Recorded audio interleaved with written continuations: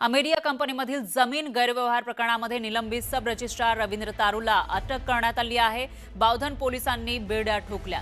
नियमबाह्य कागदपत्र बनवल्याप्रकरणी तारूला अटक केल्याची माहिती समोर येते। तर रवींद्र तारू हे तेच सब रजिस्ट्रार आहेत ज्यांनी मागील बऱ्याच दिवसांपासून ते प्रयत्न करत होते अमेडिया कंपनीला बदनाची जमीन विकत घेण्यासाठी मदत करत होते असा आरोप त्यांच्यावर आहे आणि त्याच प्रकरणामध्ये त्यांना निलंबित करण्यात आलं होतं। आता अटक केल्याची माहिती समोर आली आहे।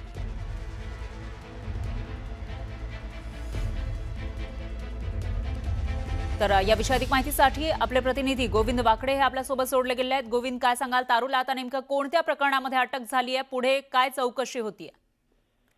खरं तर न्यूज 18 लोकमतने हे प्रकरण लावून धरलेलं आहे आणि अर्थातच या सगळ्या प्रकरणाचे अपडेट आपण देतो आहोत।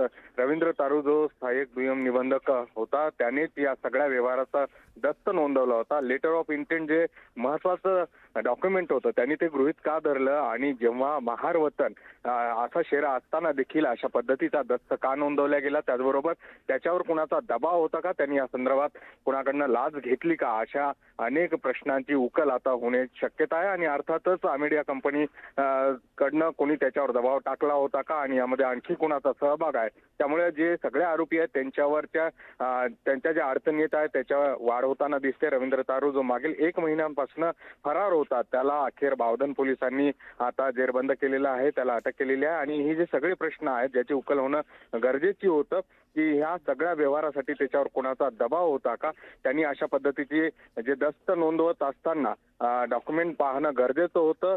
महार वतनाची ही जागा, त्याच्यानंतर त्यावर सातबारावर जे आहे ते महाराष्ट्र शासन असा शेरा असताना देखील त्यांनी अशा पद्धतीचा दस्त नोंदवलाच कसा, इथून या प्रकरणाची सुरुवात झाली। आणि त्यामुळे अनेक प्रश्नाची उकल झाल्यानंतर आणखी यामध्ये कोण कोण सहभागी आहे याची माहिती आता पोलिसांकडनं येणं अपेक्षित आहे। बरोबर आहे गोविंद, एकूणच या प्रकरणामध्ये वेगवेगळे प्रश्न उपस्थित होत आहेत आणि आता जेव्हा ज्यानं या व्यवहारासाठी मदत केलेली होती त्याला बेड्या ठोकल्यानंतर त्याच्या चौकशीतून नेमकं काय समोर येतं ते बघावं लागेल। याचे अपडेट आपण घेत राहूया। धन्यवाद तुम्ही दिलेल्या या सविस्तर माहितीसाठी।